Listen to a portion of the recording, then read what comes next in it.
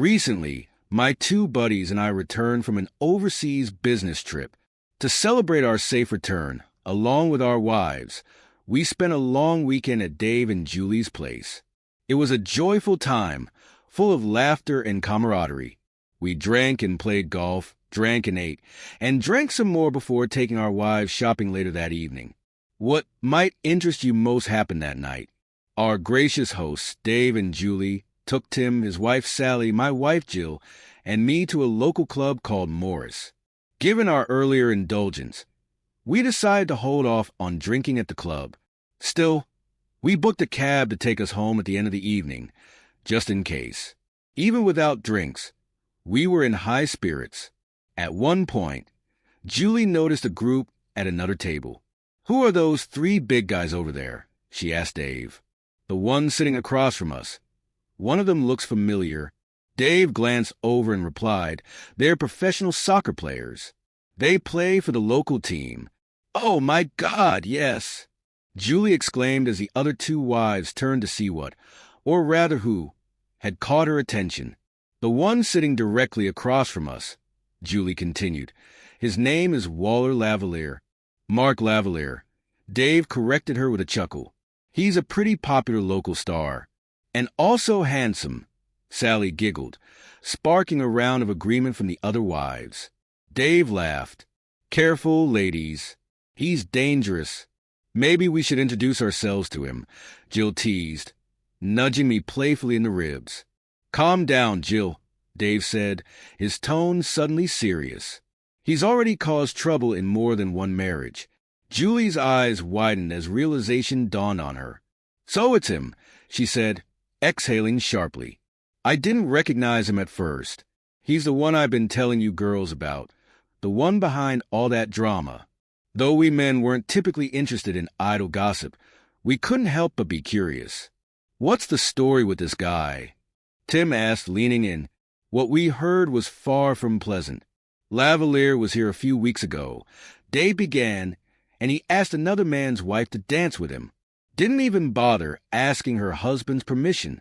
And she went with him," Julie added. "They danced 3 or 4 times in a row." "Well, that's not so bad." Tim offered cautiously. I suggested that it wasn't so serious that it would break up a marriage. "Yeah, but after the dance, she slipped out of the club and left with him," Dave explained. "She didn't get home until the following afternoon. As far as we know, didn't her husband try to stop her?" Tim asked, frowning as he looked over at the offending man. "He didn't know she was about to leave," Dave continued. "She went to the ladies' room with one of her friends, but the friend came back to the table alone." "You mean she left her husband sitting at the table and went off with another man?" I exclaimed, struggling to believe that something like this could actually happen. Their marriage must have been in serious trouble by now. From what we'd heard, Julie interjected again. Apparently, they had planned a romantic evening and even booked a room at a local hotel. "Well, he's certainly a good-looking guy, but no one can be that good," my wife sighed. "How could he convince her to do that?" Tim growled, his attention shifting. "Looks like some of you girls are about to find out." He frowned. "He's coming over here, and he's not even saying a word to us, especially not to me." Without saying a thing to anyone, Lavalier made his way toward our table. Without hesitation, he reached out his hand to Jill. Caught off guard, she took it and stood up. She had already taken 2 steps away from the table when reality finally hit her. Jill froze in place. "You didn't ask my husband's permission," she pointed out, her voice sharp. Lavalier's irritation was immediate. "I don't need to ask anyone's permission," he replied curtly, turning toward me and giving me a grin that was nothing short of contemptuous. That was his first mistake. Distracted by his own arrogance, he completely missed a chance to dodge Jill's slap when she struck him hard across the face. His second mistake came when he dared to raise his hand in an attempt to hit her back. I jumped up, and despite his impressive size, I grabbed his arm and twisted it. He wasn't expecting that, and we both fell onto the table, nearly knocking it over. Chaos erupted. 2 of Lavalier's teammates rushed his aid, but of course, Dave and Tim jumped in to help me. The fight, if you could even call it that, was over quickly. 3 tall guys against 3 guys of average height didn't stand much of a chance, especially considering that the 3 of us had recently returned from a 4-week operation in a very sandy place where we'd been sent to put our special skills to use. It wasn't long before the 3 big guys picked themselves up off the floor and quickly retreated back to their table, tails tucked between their legs. Lavalier and his buddies were visibly limping as they sat back down.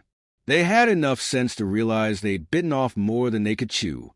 With their heads lowered, all 3 of them seemed to wish they could just disappear into the ground. The club was eerily silent now, which only amplified their humiliation. At this point, my wife decided to deliver the final blow. "I'm not done talking to him," she muttered, walking over to the table where the trio sat, their heads hanging low. Jill leaned in and whispered something to them. All 3 immediately stood up, stumbling miserably out of the club, as the crowd erupted into raucous applause and laughter. Almost everyone in the club joined in, except for the 6 of us. Their humiliation was complete. Jill returned to our table, her face beaming with satisfaction. Despite persistent requests, she laughed and refused to tell us what she had said to the scumbags. A bottle of champagne mysteriously appeared on our table, and suddenly the entire atmosphere in the club shifted. Laughter and music filled the air as the mood lightened. People around us started offering to buy us drinks, and soon the dance floor was alive with activity. The best part? Not a single man in the club dared ask any of our wives to dance without first seeking our permission. The rest of our vacation passed without any further unpleasantness, unlike Lavalier's. His run-in with us cost him more than just a temporary limp. He was dropped from his sports club and never played soccer again.